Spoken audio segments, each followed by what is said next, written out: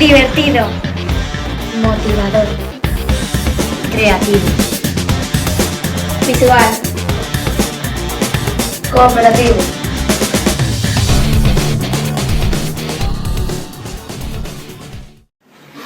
Me gusta más el iPad porque nos podemos comunicar mejor con los profesores para resolver dudas.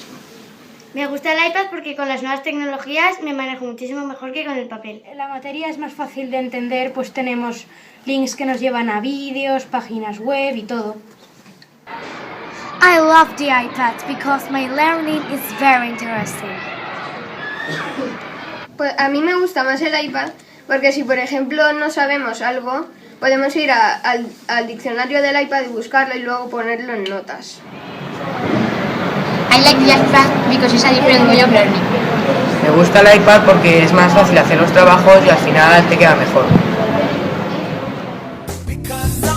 Clap along.